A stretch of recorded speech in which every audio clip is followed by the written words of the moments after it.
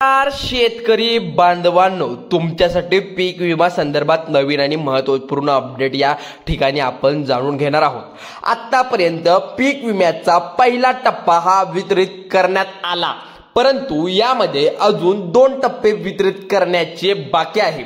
हे तर 2 टप्पे कोणत्या शेतकऱ्याला मिळणार तर बघा, ज्याचं PMABY च्या पोर्टलवर स्टेटस 0 दाखवत असेल किंवा यील्ड बेस 0 दाखवत असेल अशा शेतकऱ्यांना पीक विमा हा वितरित केला जाणार आहे। म्हणजे PMBY च्या पोर्टलवर म्हणजेच काय PM किसानच्या पोर्टलवर तुम्हाला 0 दाखवत असेल स्टेटस तुमचा, तर तुम्हाला हे मिळणार आहे। तर आता समजल्याप्रमाणे शेतकऱ्याला पीक विमा हा वितरित केला जाणार आहे। तर लक्ष द्या इकडे, पहिल्या टप्प्यात कोणत्या जिल्ह्यात पीक विमा वितरित करण्यात आला आहे आणि यापुढे 2 ते 3 टप्प्यामध्ये कोणत्या जिल्ह्यात रक्कम वितरित केली जाणार आहे। आणि ज्या शेतकऱ्यांचे यील्ड बेस 0 दाखवत आहे, म्हणजे स्टेटस तुमचा जर 0 दाखवत असेल, क्लेम अमाउंट 0 दाखवत असेल, म्हणजे टोटल अमाउंट जी दाखवत असेल ती 0 दाखवत असेल, तर अशा शेतकऱ्यांना पीक विमा कधी मिळणार अशी महत्त्वपूर्ण माहिती आपण या व्हिडिओच्या माध्यमातून पाहणार आहोत। जराही न वेळ घालवता आता व्हिडिओकडे वळूया। चला तर मग त्या अगोदर ही महत्त्वपूर्ण बातमी बघा, सर्वात जास्त म्हणजे महाराष्ट्र आणि मध्य प्रदेश अशा या 2 राज्यांमध्ये सर्वाधिक पीक विमा हा वितरित होत आहे। तर जो पीक विमा वितरित होत आहे तो 2023 पासून ते 2025 पर्यंत, म्हणजेच या 3 वर्षाचा जो पीक विमा जो जसा आहे 2023, 24 आणि 25 पर्यंतचा पीक विमा अशा पद्धतीने 3 टप्प्यामध्ये 3 वर्षाचा पीक विमा तुम्हाला मिळणार आहे। जर वर्षामधला खरीप हंगाम, रब्बी हंगाम 2 हंगाम मधली जो पीक विमा राज्य सरकारच्या माध्यमातून पीक विमा कंपनीला वितरित करण्यात आला आहे, तोपर्यंत पीक विमा कंपन्यांकडून शेतकऱ्यांच्या खात्यात हा पीक विमा जमा करण्यात आला नव्हता। आता तोच पीक विमा वितरित होत आहे। मुख्यतः आपण जर बघितलं, सर्वात जास्त पीक विमा हा नागपूर जिल्ह्यात वितरित केला जात आहे। कारण बघा, नागपूर जिल्हा 2023 मध्ये मोठ्या प्रमाणात अतिवृष्टी झाली होती, त्यामुळे भरपूर शेतकऱ्यांनी आपला जीव गमावला आणि जवळपास 10,000 घरे स्थलांतरित करण्यात आली होती। त्यामुळे नागपूर जिल्ह्यात 2023 चा राहिला पीक विमा आता हा सर्वात जास्त वितरित केला जात आहे। आणि त्यानंतर बघा, 2024 मध्ये पश्चिम महाराष्ट्रातील अनेक जिल्हे म्हणजे पुणे विभागामध्ये पुणे, कोल्हापूर, सातारा, सिंधुदुर्ग, ठाणे या जिल्ह्यात देखील शेतकऱ्यांचा मोठ्या प्रमाणात नुकसान झालं होतं। या जिल्ह्यात 2024 चा राहिला पीक विमा हा वितरित करण्यात आला। आणि त्यानंतर बघा, 2025 जालना असेल, रायगड असेल, पुणे असेल, नाशिक असेल, गडचिरोली असेल, बुलढाणा असेल, धाराशिव असेल किंवा उस्मानाबाद, यवतमाळ या जिल्ह्यात खरीप व रब्बी हंगामामध्ये मोठ्या प्रमाणात नुकसान झालं होतं। या जिल्ह्यात भरपूर शेतकऱ्यांचा 2025 पीक विमा असू दे हा बाकी होता, त्यांचा पीक विमा देखील पहिला पीक विमा वाटपाच्या निधीतून हा पीक विमा वितरित करण्यात आला। कारण यात सांगितलेल्या सर्व जिल्ह्यांमध्ये 2023 पासून ते 2025 पर्यंत मोठ्या प्रमाणात शेतकऱ्यांच्या अतिवृष्टीमुळे नुकसान झालं होतं आणि या जिल्ह्यात अनेक शेतकऱ्यांना पीक विम्याच्या पहिल्या टप्प्याचा निधी हा वितरित करण्यात आला। आता त्यानंतर जे राहिलेले जिल्हे आहेत त्यांना पीक विम्याच्या 2ऱ्या व 3ऱ्या टप्प्यातून निधी वितरित केला जाणार आहे। आता लक्षपूर्वक इथे तुम्ही पुन्हा एकदा ऐका, कारण अतिवृष्टीमुळे नुकसान तर झाले होतं शेतकऱ्यांचं, त्यामुळे शेतकऱ्यांचा पीक विमा हा ठराविक टप्प्यानुसार तुम्हाला वितरित करण्यात येतो। त्यानुसार त्यानंतर राहिलेले जे जिल्हे आहेत त्याला 12 जिल्हे करून 36 जिल्ह्यामध्ये हे वितरित हळूहळू होणार आहे।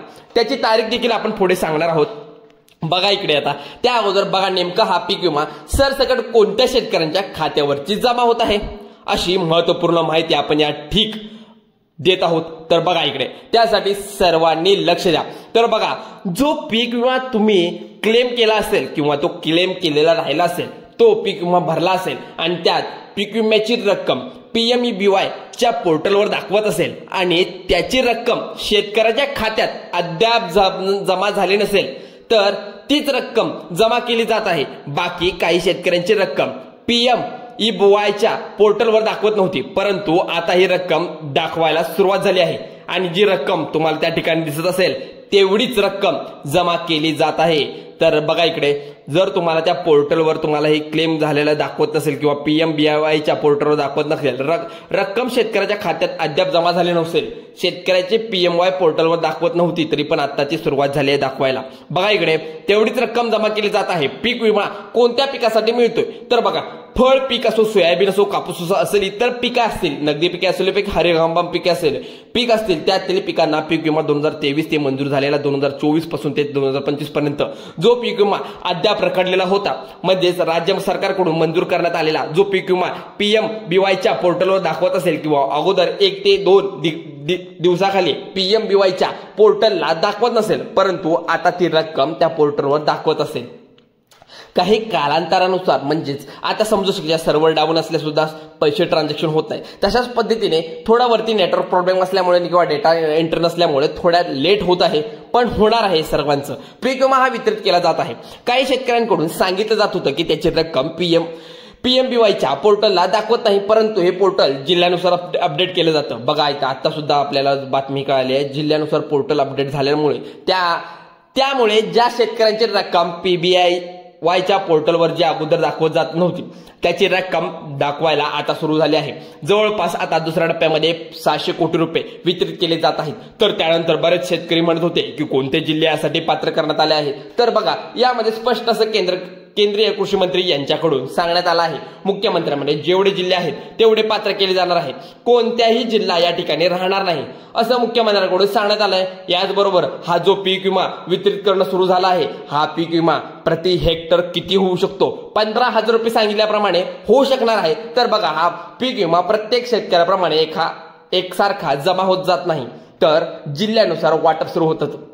प्रत्येक शेतकऱ्याला हा पीक विमा वेगळ्या रकमेमध्ये जमा केला जातो. जसं की तुम्हाला ज्या पीक विम्याची रक्कम PBY या पोर्टलच्या दाखवत असेल तर तेवढीच रक्कम जमा होत जाते. यामध्ये काही शेतकऱ्यांची 1 लाख रुपयापर्यंत रक्कम दाखवली असेल तर तेवढी जमा केली जाणार आहे. काही शेतकऱ्यांना 500 रुपये रक्कम दाखवत असेल तर तेवढी जमा होईल. पण हेक्टरनुसार वेगवेगळे नियम इथे लावले गेले आहेत, ते सर्वांना माहित नाही आहे. पण बाकी अशा महत्त्वपूर्ण अपडेटसाठी आपल्या चॅनलला आता सबस्क्राईब करा. चला तर व्हिडिओ आवडल्यास लाईक करा, शेअर करा आणि सबस्क्राईब करायला विसरू नका. नवीन असाल तर आत्ता सबस्क्राईब करा.